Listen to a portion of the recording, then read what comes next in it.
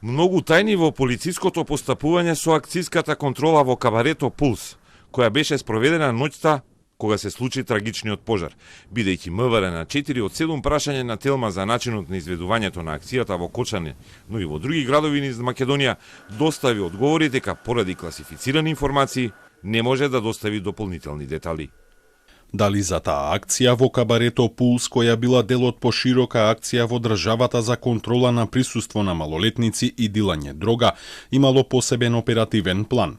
Кој го донел? Кој бил одговорен за координација и спроведување на централно, регионално и локално ниво? Во однос на првото прашање ви известуваме дека за наведената акција на 15 и 16 март постои соодветен оперативен план, кој според содржината и степенот на класификација на информациите за истиот не можеме да ви доставиме дополнителни информации.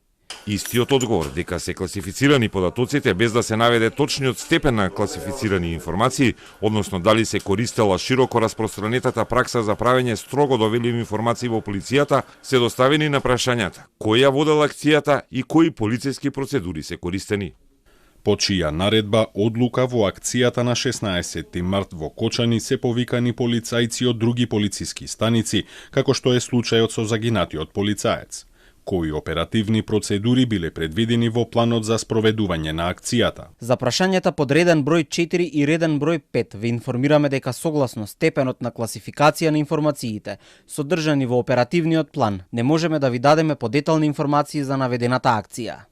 Нема ниту конкретен одговор дали смртта на полицаецот кој бил дел од акцијата и загина во пожарот во Пулс се смета за загинување на полициска задача, за што се предвидени посебни постапки и процедури за истражување, за утврдување одговорност и за определување заслуги и бенефиции за семејството на полицаецот загинат на задача. МВР одговори дека полициското постапување го истражува обвинителството заедно со внатрешната контрола. Државниот обвинител Коцевски пак посочи дека истрагата треба да заврши за 10 дена, а обвинителите уште прибираат докази и сослушуваат сведоци. Ако се најдат докази за други осомничени, истрагата ќе се прошири. И во моментов се распрашуваат и вчера и денес и секој ден одредени сведоци, осомничени, се прибираат докази, така да распрашани се значително голем број на доседа на сведоци, може би бројка над 300. Во моментов јавните обвинители работат околу прибирање на докази. Доколку, евентуално, од тие докази произлезе нешто друго, на нови осомничени, нови действија, истрагата ќе се прошири без разлика дали во ова или понатаму.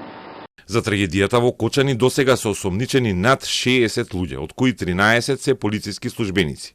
Најголем дел се осомничени за действија извршени пред пожарот, а за дејства во време на пожарот од актуелни функционери или полициски началници осомничени се само двајца. Тогашниот градоначалник Љупчо Папазов и актуелниот директор на ДЗС Џеват Селами.